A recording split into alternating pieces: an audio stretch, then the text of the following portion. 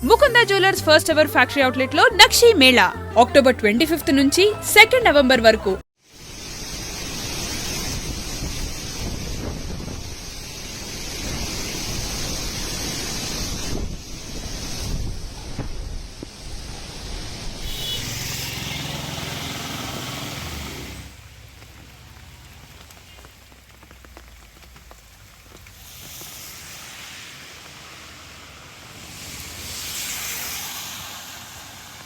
వేగాన్ని పెంచిన మోంతా తుఫాను దూసుకొస్తోంది. రేపు అంటే మరికొన్ని గంటల్లో కళింగపట్నం, మచిలీపట్నం, కాకినాడ సమీపంలో మోంతా తుఫాను తీవ్ర తుఫానుగా తీరం దాటబోతోంది. దీంతో ఇప్పటికే ఎడతెరిపి లేకుండా కురుస్తున్న భారీ వర్షాలకు కొన్ని ప్రాంతాలైతే అతలాకుతలం అయిపోతున్నాయి. జనజీవనం స్తంభించిపోయిన పరిస్థితి కూడా కనపడుతోంది. ఎక్కడికక్కడే లోతట్టు ప్రాంతాలు నీట మునుగుతున్నాయి. రహదారులు కూడా నిర్మానుష్యంగా మారుతున్నాయి. ఎందుకంటే గత 4 రోజులుగా వాతావరణ శాఖ ఆంధ్రప్రదేశ్కు మోంతా తుఫాను ఎఫెక్ట్ భారీగా ఉంటుందని అంచనా వేస్తూ ఇచ్చినటువంటి డైరెక్షన్స్ నేపథ్యంలోనే ప్రజలు అప్రమత్తంగా ఉండాలి. ఈ మోంతా తుఫాను ప్రభావం వల్ల గంటకు 90 నుంచి 110 కిలోమీటర్ల వేగంతో బలమైన ఈదురుగాలులు వీసే అవకాశం ఉంది. కాబట్టి సముద్ర తీర ప్రాంతాల్లో పూర్తిగా జనాలనైతే నిషేధించడం కూడా జరిగింది. ఎందుకంటే మనం చూడొచ్చు, రహదారులపై ఎక్కడికక్కడే భారీ వృక్షాలు సైతం నేల కొరుగుతున్నాయి. చెట్లు కొమ్మలు విరిగి పడుతూ ఉండటంతో పార్కింగ్ చేసి ఉన్నటువంటి వాహనాలు సైతం డ్యామేజ్ అవుతున్నటువంటి దృశ్యాలు కూడా మీరు ఐ డ్రీమ్ స్క్రీన్ పైన చూస్తూ ఉన్నారు. ఇప్పటికే విశాఖలో నిన్నటి నుంచి గంటల తరబడి ఎడతెరిపి లేకుండా కంటిన్యూస్గా ఎక్కడ రిలీఫ్ కూడా లేకుండా అయితే భారీగా వర్షం రెయిన్ఫాల్ కనపడుతోంది. అయితే దీని ప్రభావంతో మోంతా తుఫాను ప్రభావంతో కాకినాడ, కోనసీమ, పశ్చిమ గోదావరి జిల్లా, అలానే బాపట్ల, ప్రకాశం లాంటి ప్రాంతాల్లో రెడ్ అలర్ట్ కొనసాగుతోంది. అత్యంత భారీ వర్షాలైతే నమోదవుతాయి కాబట్టి జాగ్రత్తగా ఉండాల్సినటువంటి పరిస్థితి ఉంది. మరొక వైపు తుఫాను ప్రభావిత జిల్లాలకు ఇప్పటికే స్పెషల్ ఆఫీసర్స్ని కూడా మానిటరింగ్ కోసం నియమించడం జరిగింది. ప్రత్యేక అధికారులు ఎప్పటికప్పుడు పర్యవేక్షణ చేస్తున్నారు.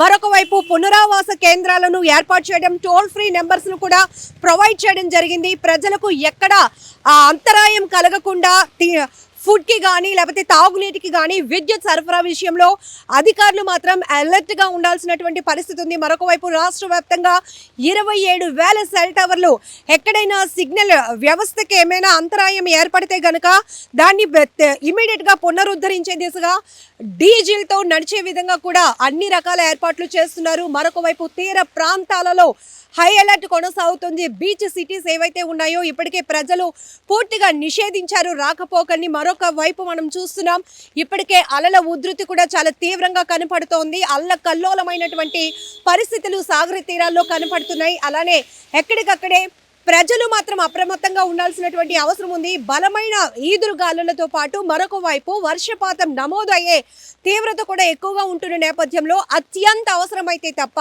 ప్రజలు బయటకు రాకుండా ఉండి సురక్షితమైన ప్రాంతాల్లో ఉండాల్సినటువంటి అవసరం ఉంది. మరొక వైపు మోంతా తుఫాను నేపథ్యంలో ప్యానిక్ అయ్యేటటువంటి పరిస్థితి లేకుండా ఎక్కడికక్కడే సుస్పష్టమైనటువంటి అధికారులు గైడ్లైన్స్ మాత్రమే ప్రజలు ఫాలో అవ్వాలి.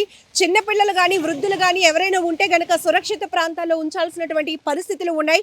మరొక వైపు విద్యుత్ అధికారులు కావచ్చు, వాటర్ సప్లై ఆఫీసర్స్ కావచ్చు, అలానే పునరావాస కేంద్రాల దగ్గర ఆహారం సప్లై విషయంలో కూడా అధికార యంత్రాంగాల్ని పూర్తి స్థాయిలో ప్రభుత్వం అలర్ట్ చేస్తోంది.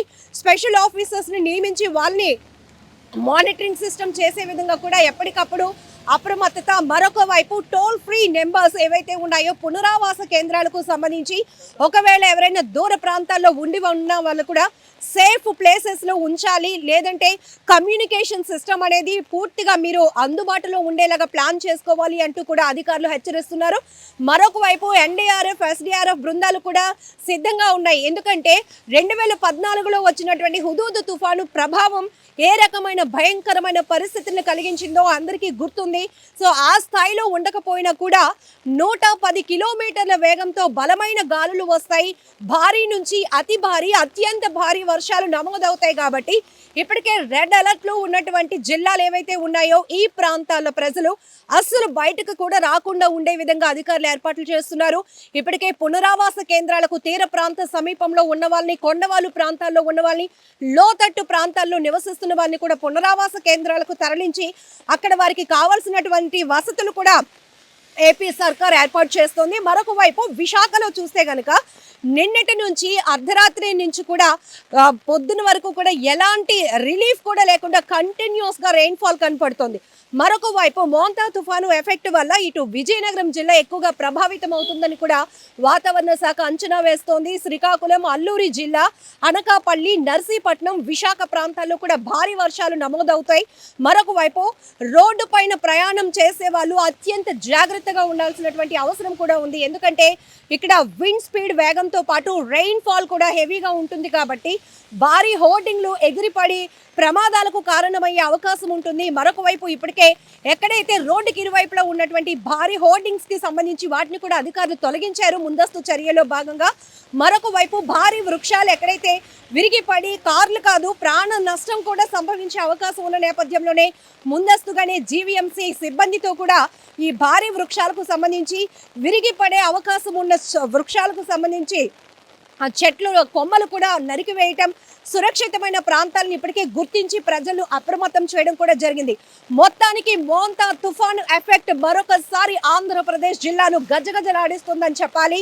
ఎడతెరిపి లేకుండా కురుస్తున్నటువంటి భారీ వర్షాలకు ప్రజలు బెంబేలెత్తిపోతున్నారు. బట్ ఎలాంటి ప్యానిక్ గురవ్వకుండా ఇచ్చినటువంటి డైరెక్షన్స్ ఏవైతే అధికారులు గత కొన్ని రోజులుగా చేస్తున్నటువంటి సూచనలు పాటించి జాగ్రత్తగా ఉండాలని ప్రజల్ని అప్రమత్తం చేస్తున్నారు. మరొక వైపు ముందస్తు చర్యల్లో భాగంగానే 3 రోజుల పాటు ఆంధ్రప్రదేశ్లో స్కూళ్లకు సెలవులు ప్రకటించింది ప్రభుత్వం. మరొక వైపు ఏదైతే ప్రభుత్వ అధికారులకు సంబంధించి సెలవులు రద్దు చేసి ప్రతి ఒక్కరూ ఆన్ డ్యూటీలో ఉండాలి, అందుబాటులో ఉండాలి. ఇటువంటి విపత్తులు వస్తున్న సమయంలో ప్రజలకు మనం సహాయ సహకారాలు అందించాలి, అవైలబిలిటీ సర్వీస్ ఉండాలనే నేపథ్యంలో కూడా అధికారులు ఎవరు కూడా సెలవులు పెట్టొద్దు అంటూ సెలవులు రద్దు చేసింది ఏపీ సర్కార్. మొత్తానికి మోంతా తుఫాన్ అనేది మరి కాసేపట్లో, మరి కొన్ని గంటల్లో కాకినాడ సమీప ప్రాంతంలో అయితే తీవ్ర తుఫానుగా తీరం దాటబోతోంది. Big alert